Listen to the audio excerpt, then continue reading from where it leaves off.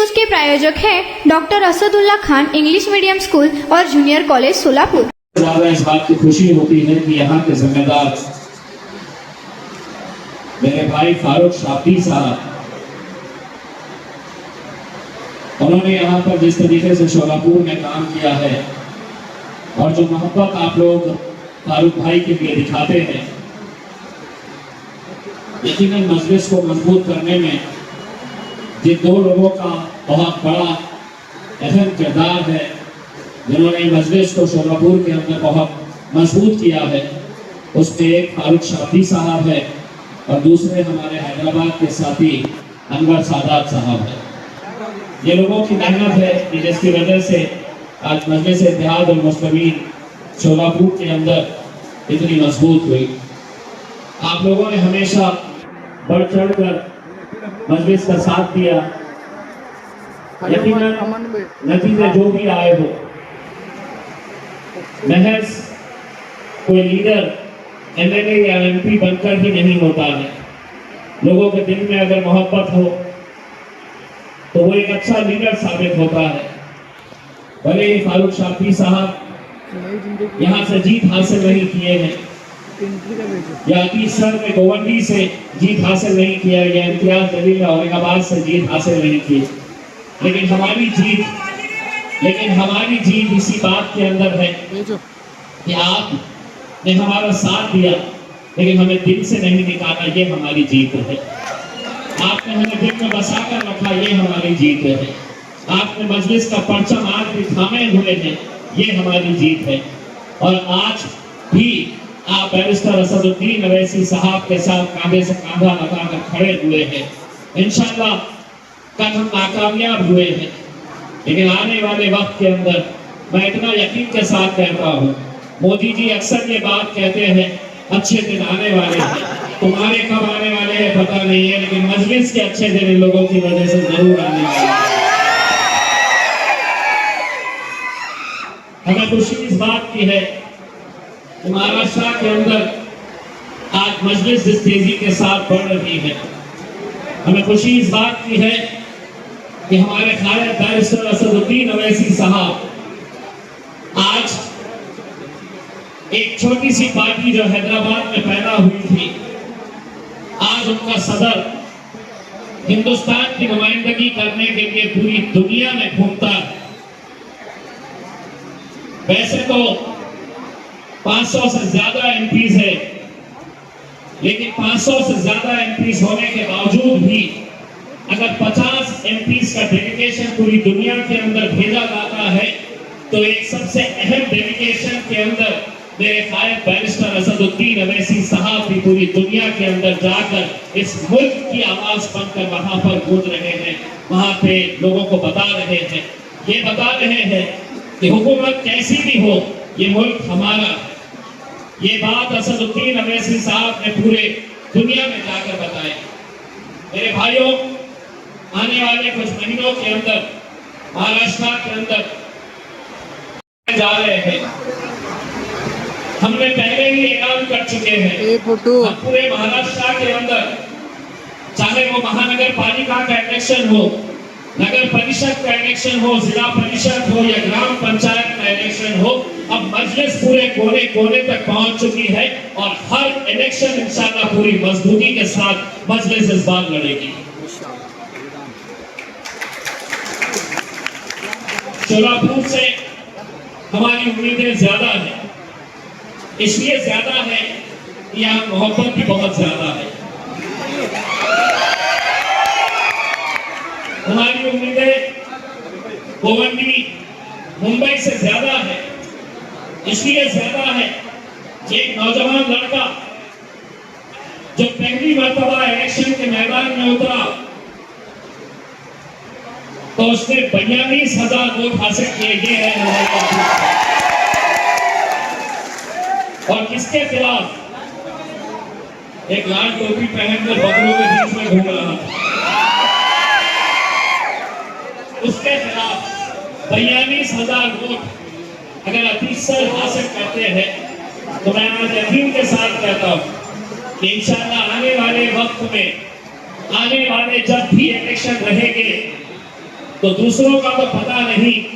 2 MLA मेरे यहाँ पर स्टेज के ऊपर बैठे हुए हैं, एक तो अतीक सर है और एक हमारे फारूक शाफी साहब है। मेहनत करते रहेंगे, लड़ते रहेंगे, लड़ते रहेंगे, मेहनत करते रहेंगे। लोग समझते हैं कि जीत कर नहीं आए हैं, गिर गए हैं तो अब ये खत्म हो जाएंगे। हम गिरे हैं, खत्म नहीं हुए। कल का उदाहरण देता हूं।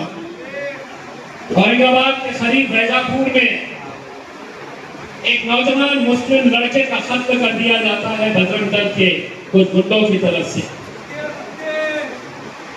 2 दिन पहले ये कत्ल हुआ, पूरा गांव का गांव इकट्ठा हो गया और उन्होंने कहा कि हम अपने भाई की तदफीन करने नहीं देंगे, पोस्टमार्टम करने नहीं देंगे जब तक ये बजरंग दल के गुंडे पकड़े नहीं जाते।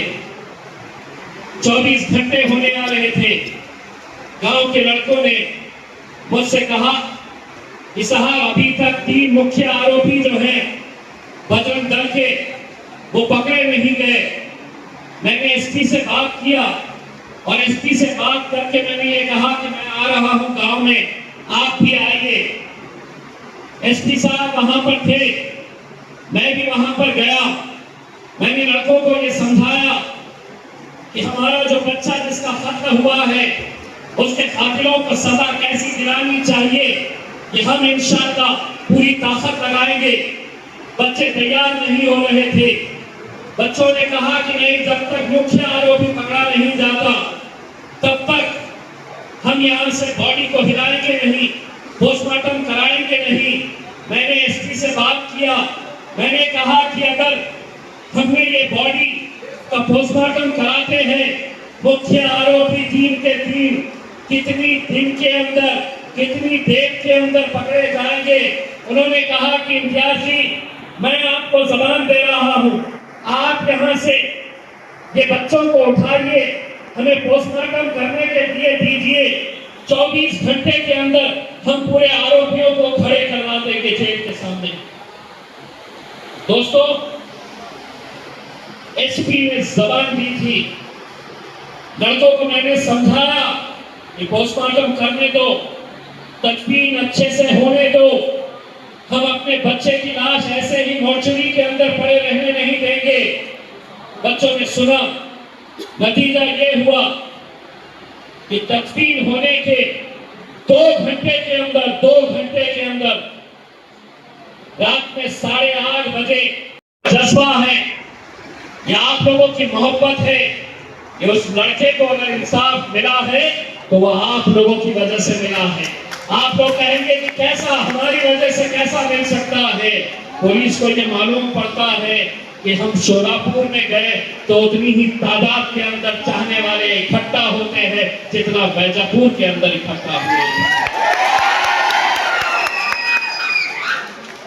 मैं आप लोगों से सिर्फ इतनी इंतजार करना चाहूंगा, ये इलेक्शन मोहल्ले का इलेक्शन होता है।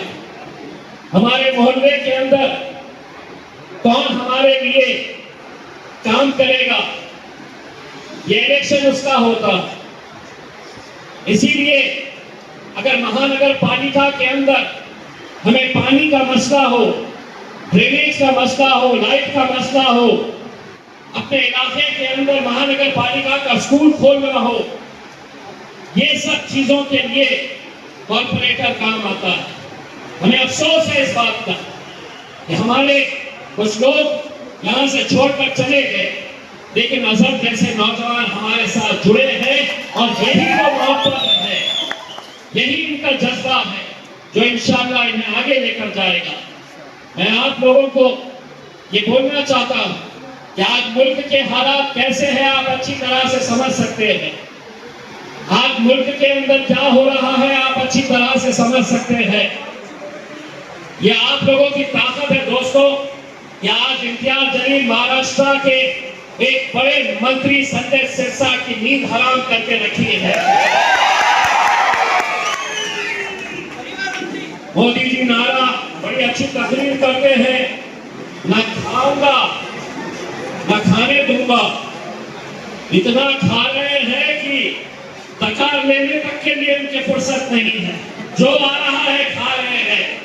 लेकिन मैंने सोचा कि तुमने मुझे घर पे बिठाए हैं, 5 साल भुगतो। 5 साल, 24 साल में पत्रकार था, 24 साल पत्रकारिता कर रहा था। उसके बाद 10 साल अल्हम्दुलिल्लाह आप लोगों की बदौलत एमएलए भी बन गया, एमपी भी बन गया। तो सारी की सारी ताकतें जुड़ गई, पैसा लेकर आए, पानी की तरह पैसा बहाए। बोले ये बंदे को जीतने नहीं देना है, वरना ये महाराष्ट्र की विधानसभा में नाक में दम कर देगा करके। तो सारे के सारे जुड़ गए, और जब मैं हारा महज 2000 वोटों से, तो जश्न मनाने लगे। मैंने भी सोचा 2-4 महीने मनाने दो करके। अब वो खड़ा हुआ, मैं बोला पुराने रोल में आऊंगा, 5 साल से तुम्हारे ऊपर नजर रखूंगा। 4 दिन में कम से कम 200 करोड़ के घपले निकाल लिया। बोले आपसे किसके पीछे क्यों पड़े? बोला नहीं ना, इसको खत्म होने दो। एक बकरे को ज़िबा करे तो दूसरे को लाना पड़ता है, उसको ज़िबा करेंगे तो उसके बाद दूसरों का नंबर भी आएगा। मैं जब औरंगाबाद से निकला, समीर भाई, हमारे फिजर भाई लोग थे साथ में।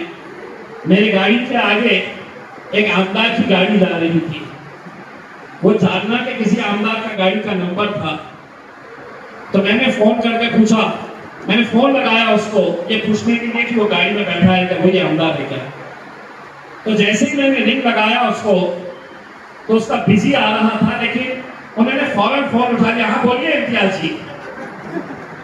उसको ये डर लगा होगा कि मेरे को कैगो कर दिया है, मेरा क्या निकाला अभी बंदे का। तो उसने फौरन फोन काट के बोला बोलिए कैसे याद किए। मैं बोला सामने गाड़ी जा रही थी, मुझे लगा तू गाड़ी में बैठा हुआ होगा करके, बस इसीलिए है, फिक्र मत कर। लेकिन मेरे भाई, मुझे मालूम है कि शोलापुर में भी मजलिस को कमजोर करने के लिए कैसी कैसी ताकतें काम करेगी। जो ताकतें हमें हराने के लिए किसी के साथ भी हाथ मिला लेती है। सिर्फ मजलिस में जीतना नहीं चाहिए करके, मजलिस को कमजोर करने के लिए ये पूरी ताकतें एक साथ मिलकर आ जाएगी। हाथ से हाथ मिला लेंगे, पैसे का खेल खेला जाएगा, हर हथकंडे अपनाए जाएंगे। लेकिन जैसा फारूक शाफी साहब ने आपसे पूछा कि शोलापुर की आवाम किसके साथ है, किसके साथ है, क्या निशानी है, क्या आने वाले हो, रूम के बाहर भी नहीं गई पकड़, क्या आने वाले हो, कैसा आने वाले हो। बाकी के हाथ में टूटे हैं क्या, अच्छा नहीं रहा है क्या, पता कैसा आने वाले हो। उड़ाते रहो, मीडिया वाले दिखाओ जरा पता कैसे होने वाले हैं। शोलापुर में कैसे होते उड़ने वाले। अरे तू कहाँ उड़ गया, तू बैठ के उड़ा। मुझे पूरा यकीन है, मैं असद साहब से अक्सर ये बातें कहता हूँ, मैं असद साहब को अक्सर ये कहता हूँ कि साहब महाराष्ट्र के कुछ शहरों में जाओ तो ऐसा लगता है कि हैदराबाद में आ गए हैं, उसमें एक शोलापुर शहर है, ऐसा लगता है। और ये यकीनन अनवर भाई हो, फारूक शाफी साहब हो, या हमारे नौजवान साथी, हमारे कॉर्पोरेटर्स हो, जिन्होंने मेहनत करके यहाँ पर मजलिस को इस मुकाम तक पहुँचाया है। मुझे पूरा यकीन है कि आने वाले वक्त में भी आप लोग मजलिस का साथ देंगे, पूरी ताकत हमारे साथ लगाएंगे और इंशाअल्लाह मजलिस के परचम को यहाँ पर लहराएंगे। रात में एक और कहीं पर जलसा है, वहाँ पर और बातें होती रहेगी। बस आप लोगों से इजाजत लेते हैं, बहुत बहुत शुक्रिया।